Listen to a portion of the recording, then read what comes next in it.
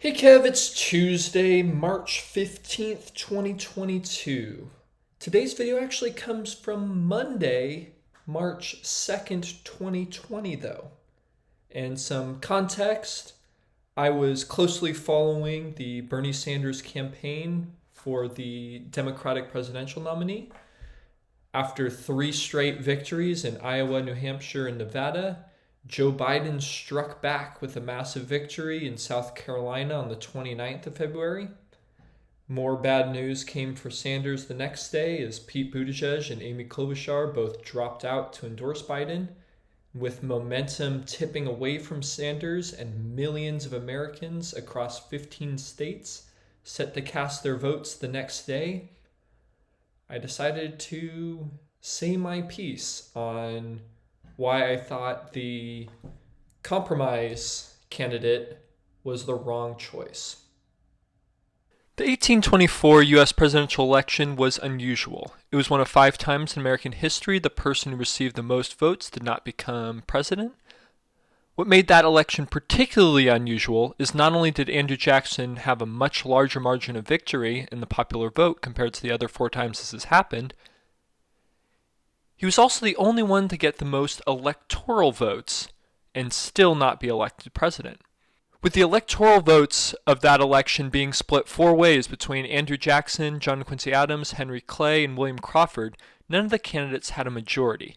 The 12th Amendment to the U.S. Constitution dictates that this means a contingent election by the House of Representatives takes place.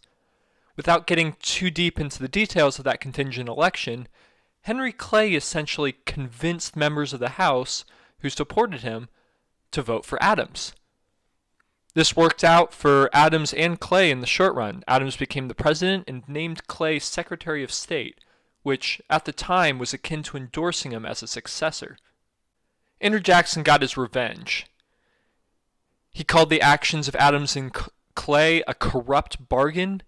He headed the newly formed Democratic Party, marketing himself as a champion of the common man, and went on to win landslide victories over Adams and Clay in the 1828 and 1832 elections, respectively. Andrew Jackson is not the hero of this story. Jackson worked against abolitionists, which helped perpetuate the institution of slavery, and pushed forward expansionist policies that put the Native American genocide into overdrive. This isn't a victory for Andrew Jackson.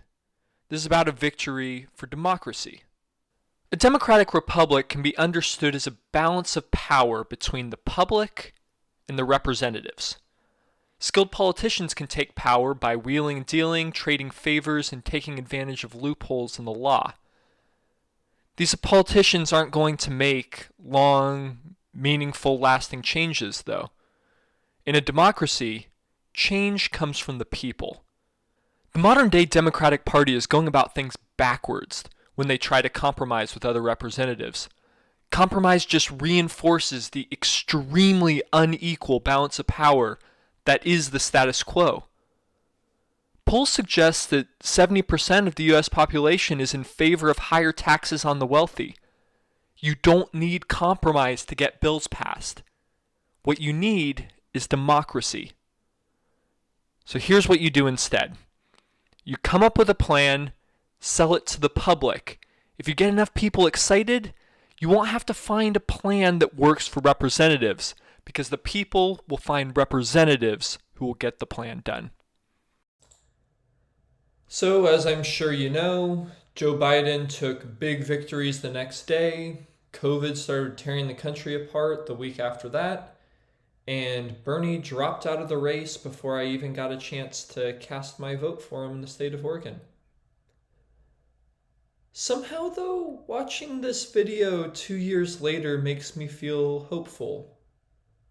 I'm reminded of how far I've come personally over the last 2 years, all the ups and downs that bring me where I am now. And I can't help but feel optimistic. Anyway, thanks for watching, Kev, and I will see you on Friday.